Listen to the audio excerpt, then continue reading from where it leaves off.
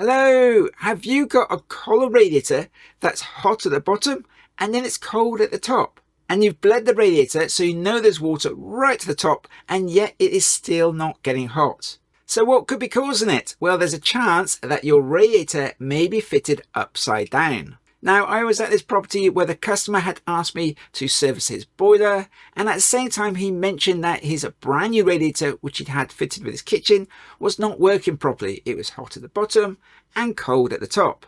Now, I very quickly determined that the radiator had actually been fitted upside down, and no matter what he did, that radiator was never going to get hot. So if you've got that problem, in this video I'm going to show you how you can easily check to see whether your radiator has been fitted upside down.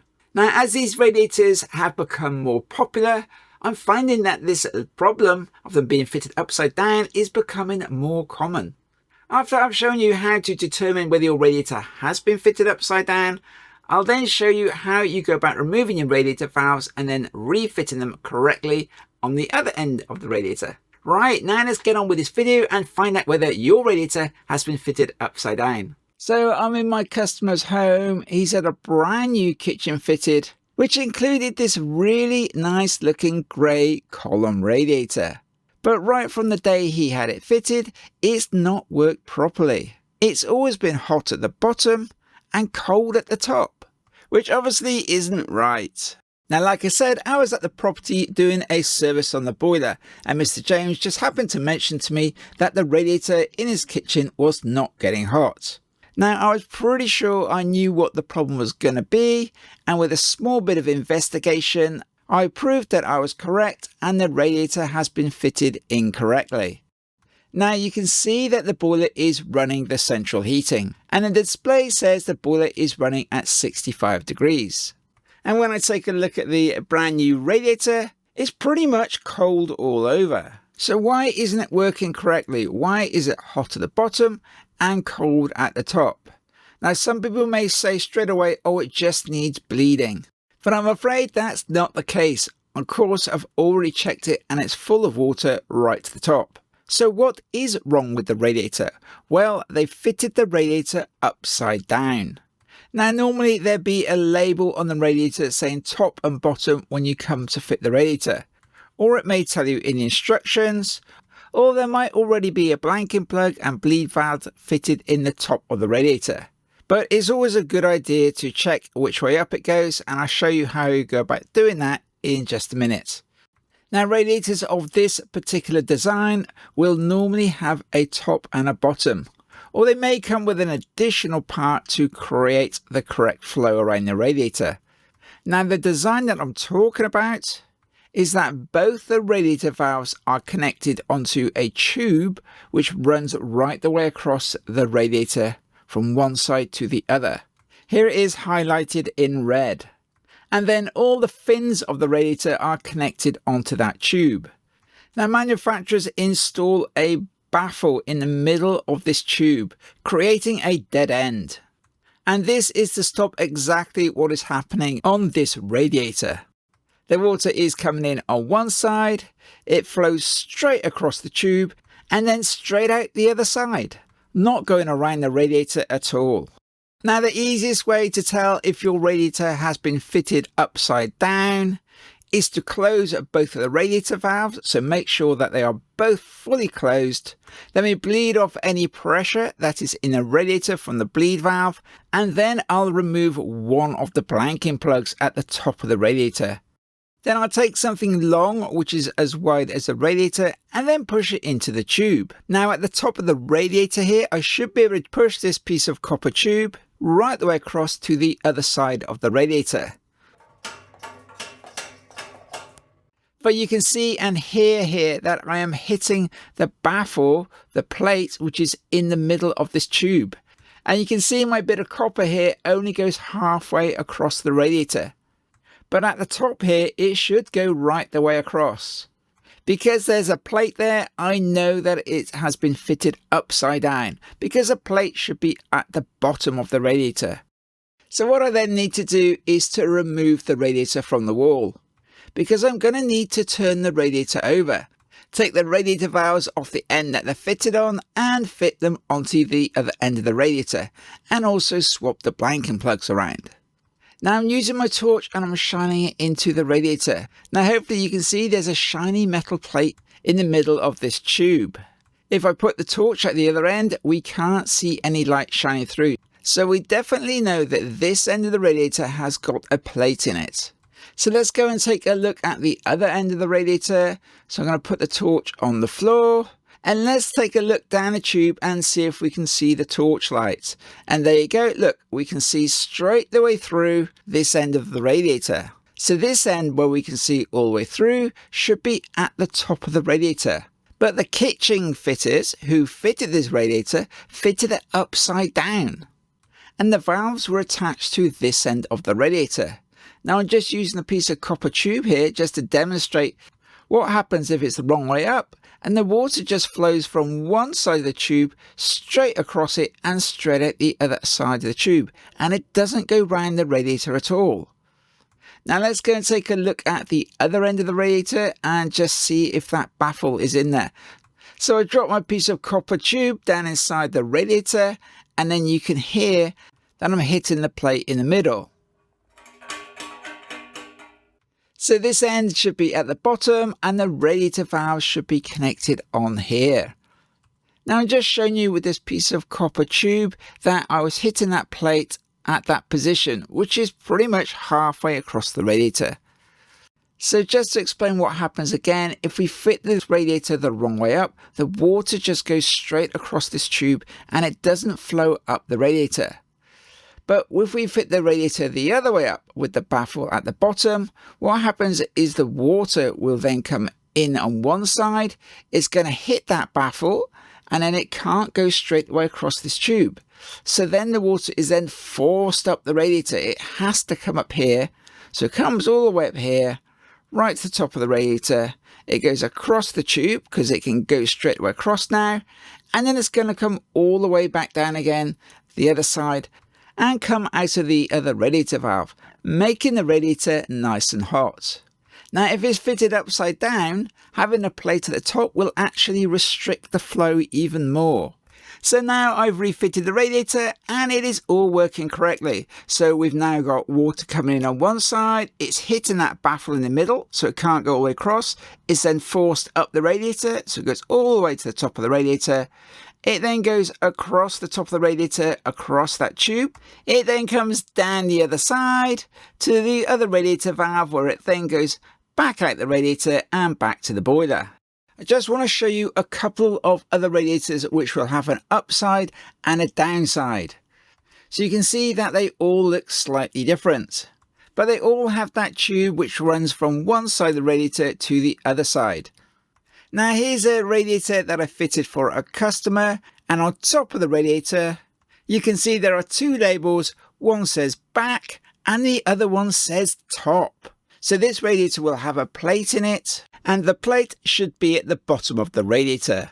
And some radiators may have the correct side for the flow to be on, so always check with the instructions. So you can see with some radiators it's really important that they are fitted the correct way up. I want to very quickly mention this new boiler cupboard in case you're thinking of getting a new kitchen. Now when I came to do his annual service, I found I could not remove the cover of the boiler. So I had to take the boiler cupboard apart and cut this part of the cupboard away so I could take the cover off the boiler. But I still couldn't fold the front panel down because the clip on the side of the panel was fouling on the edge of the cupboard. So I removed the clip. And I still can't fold it down because now the hinge is in the way. So then I removed the door from the cupboard altogether. And now I can finally get into the boiler properly. Now this is a problem I've been coming up against more and more as people get new kitchens fitted. So if you've got a boiler in your kitchen and you're having a new kitchen fitted, make sure that the kitchen fitter leaves enough space around the boiler. I made a video all about boilers being boxed in, so you can check that out if you want to. I just want to quickly jump in here and quickly introduce myself. My name is Ballard and I've been a gas registered engineer for nearly 30 years. The aim of my channel is to help you with your central heating and your plumbing. If you find this video at all useful, then please give me that little bit of feedback by clicking on that thumbs up or the subscribe. You can ring on the bell if you want to receive a notification, and of course you can share the video with your friends.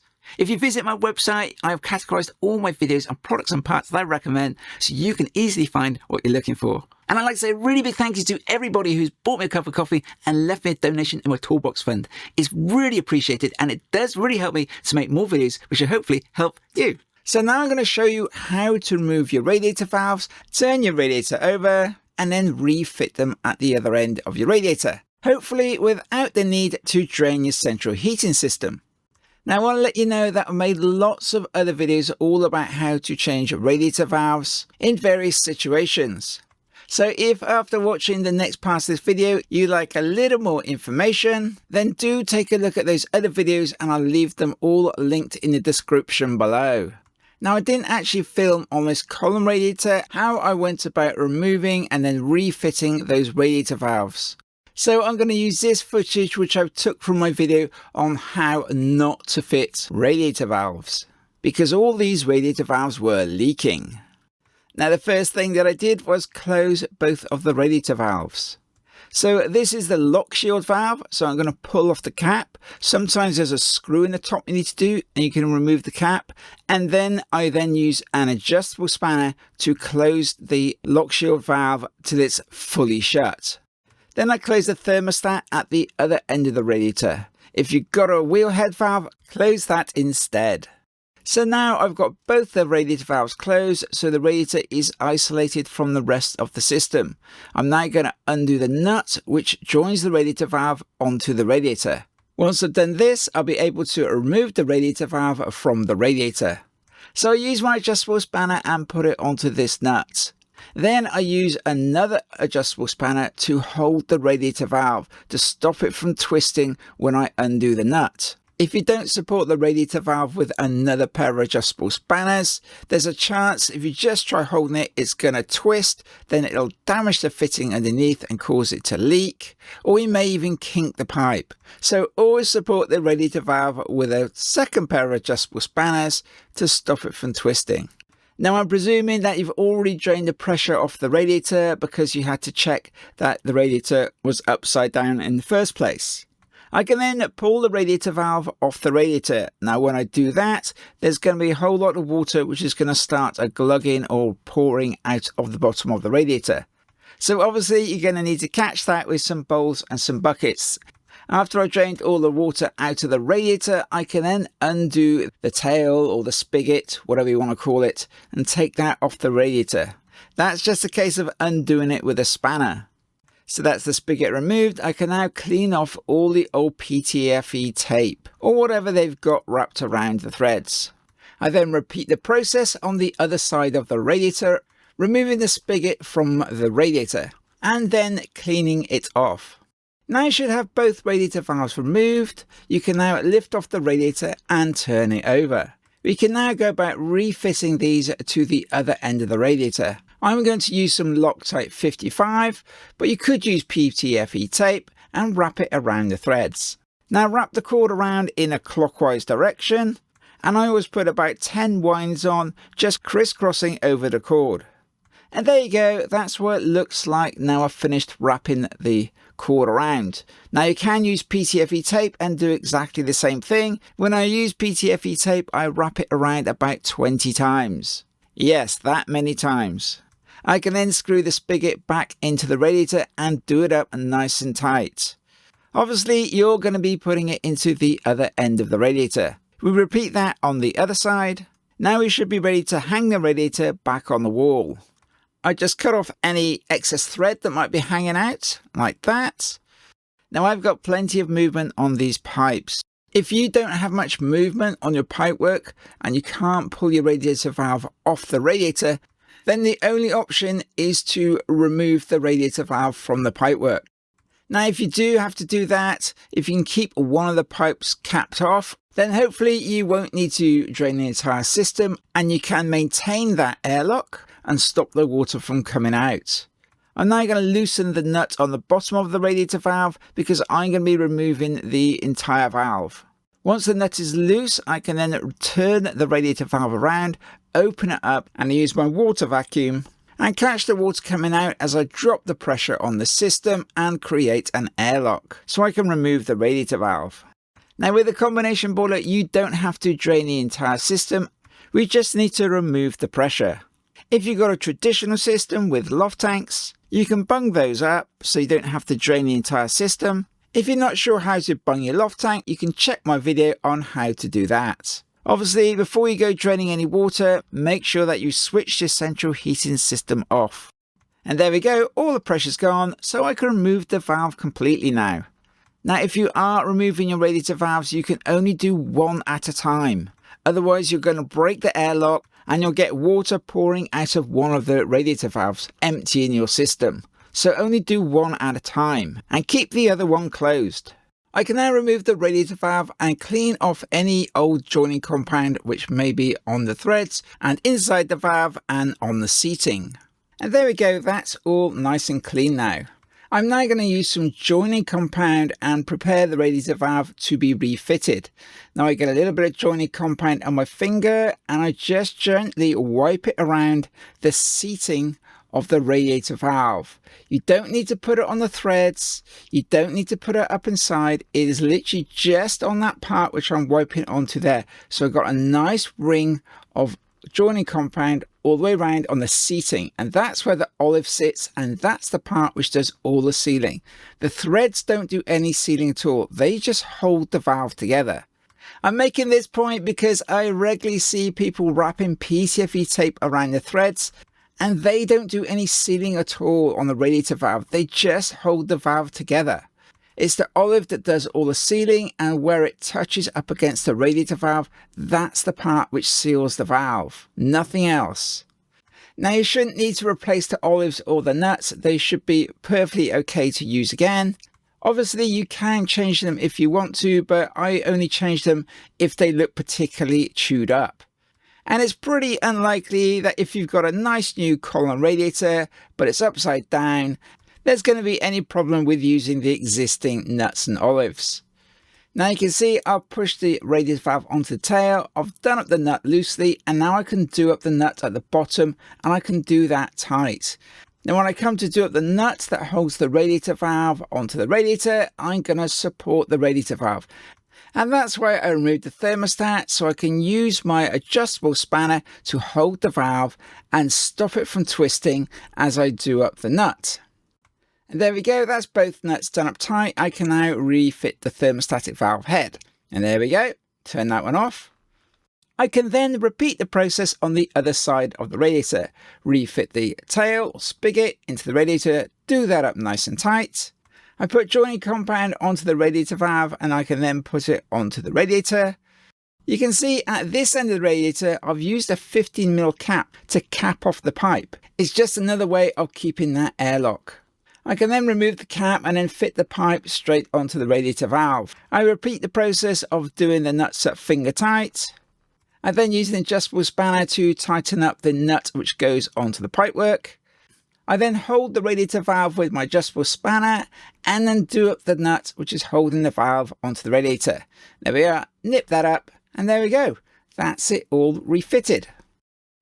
Now when it comes to refitting the blanking plugs at the top of the radiator, you just want to screw those in and then do them up nice and tight. I mean as tight as they will go.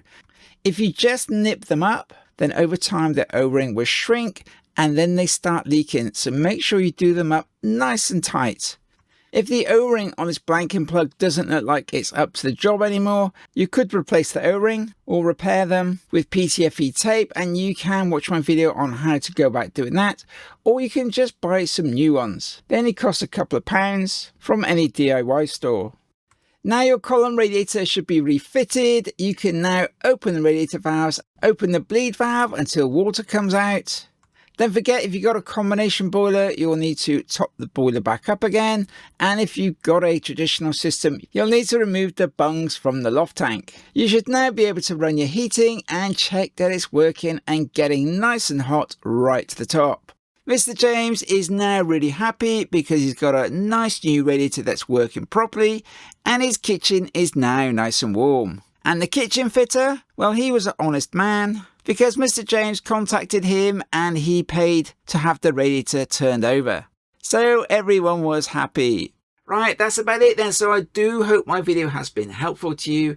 If you want to watch my video on how to and how not to fit a radiator valve, then click on the link just there. If you've got a radiator that's still not getting hot, then you can check that video just there. And as usual, click on subscribe, ring on the bell, give me a thumbs up, and a cup of coffee is always really appreciated in my toolbox fund.